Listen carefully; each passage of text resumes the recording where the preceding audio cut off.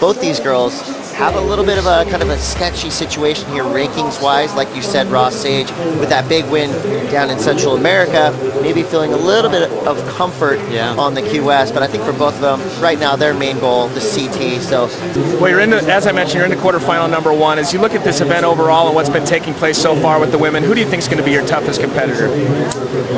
I think anyone that spends a lot of time here definitely has an advantage. So Lakey and Sage being American and Carissa having, grown up surfing junior events here. But then again, like Timothy and Tatiana and everybody all the girls that were surfing yesterday, really I feel like they've stepped it up. I think because this wave is so perfect, you really have the opportunity to show your ability. And I wouldn't count anyone else. I would say everybody. And a little double up through that midsection, and that could be pretty incredible if you get that connection. Well, this wave is a big A-frame. Nice little rail turn there from Nikki. Just a tiny little slide there at the end, and you can see she caught that tail edge. But you can see, for the most part, Nikki she wasn't very interested because there was zero wall on that wave. Especially, again, with only 2 surfers out, you can find yourself out of position, and that could be trouble. Well, to start her heat off, it's going to be Sage Erickson. She's got a nice-looking wall in front of her. Gets around it. Nice opening turn. A little bit of a delayed reaction on that second cut back. Now getting into it a little bit. Beautiful looking wave through this inside section. So a little bit tentative surfing right there, but a great start. With Nikki having that big fall in her first wave, maybe have taken her out of her kind of game plan a little bit. So Sage Erickson, she pounced right there. It's kind of a soft pounce, though. It wasn't like an attack to the throat. Well, again, a lot of it had to do with the wave. Pretty A-framey. I did have some wall to work with there. Nice setup snap. But as you mentioned, no real crazy attack here. Just smooth wraparounds. I do like the way Sage's board looks. You see how she doesn't have to bounce around and gain speed in between turns? She just goes right to business each time. So I like the amount of foam under her feet. The volume looks nice. A lot of times if a surfer has a board that's too chippy, too thin, they really have to generate their speed. So they spend so much time weaving and bobbing and kind of bouncing. But Sage, because she's kind of planing on top of the water, she looks really smooth out there. Another thing to take note of, Chris, is that high tide. We just saw the graphic a minute ago. The tide is coming up all the way till 9:30. And you can see Nikki Van Dijk. Look at that. There's that attack we talked about. She found a little wave there during those replays and had a pretty solid, aggressive maneuver there. That was definitely the most exciting off the lip we've seen so far in this heat. We'll throw the highest, the lowest, and we'll balance out those, or even out those mid-3 scores, and that'll be the final score. And goes Sage Erickson on her second wave, and this is a much better looking wave for Sage. Got a nice wall in front of her, goes straight up in the lip, floats it, big carve on the open face, still peeling down the line. Another nice power turn for Sage, putting it on the rail. A lot of speed, power, flow. Again, that's what the judges are looking for. And right behind her, Nikki Van Dijk. Ooh, she goes down on her final maneuver. So I would have to give the edge speed-wise to Nikki, but power, got to give it to Sage. So I think it'll be kind of interesting to see where the judges kind of draw that line. We saw this is easily the best waves we've seen an hour, halfway through the heat.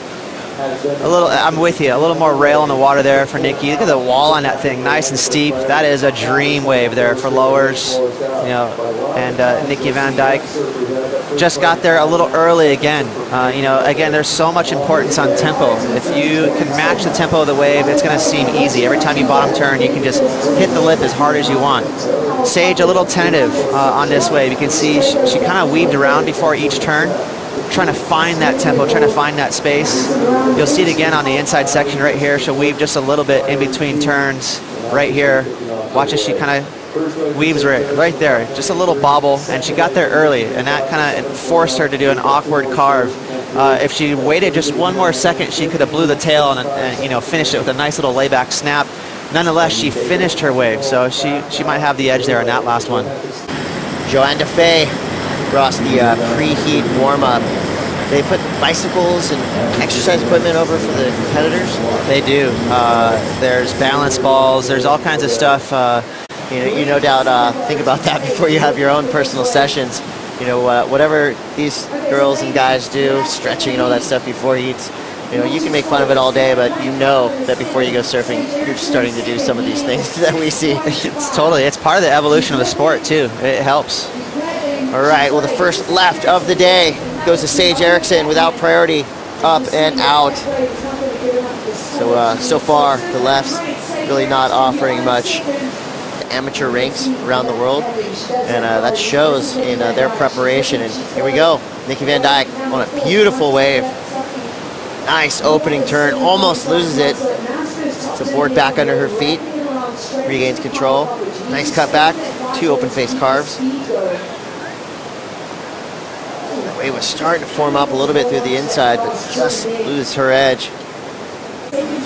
Much more committed surfing so far between these two. Nikki Van Dijk attacking right there. You know, that's a couple of buzzwords ticked off the old scale. So great start there. Again, she's leaving a door open. She got a 7.5 on her last wave, and she fell on the last maneuver just like this. So she, you know, could potentially have Sage comboed right now, and as well as Sage. So matches her second wave. It's going to be a non-factor right now. Sage Erickson has priority, but she's going to let Nikki go on this insider. That could have been a mistake, because this looks like a good wave. Nice opening snap. A lot of long wall in front of her still, 3 turns in. Wow, Nikki, a lot of momentum down the line on this wave, and that thing was absolutely perfect. The lip line was just like a string of pearls, and she just had the attack. Bam, bam. Kelly Slater had a quote from his, you know, movie, Kelly Slater, Black and White. The lip was just saying, hit me. Right. It's exactly what it was saying to Nikki right there.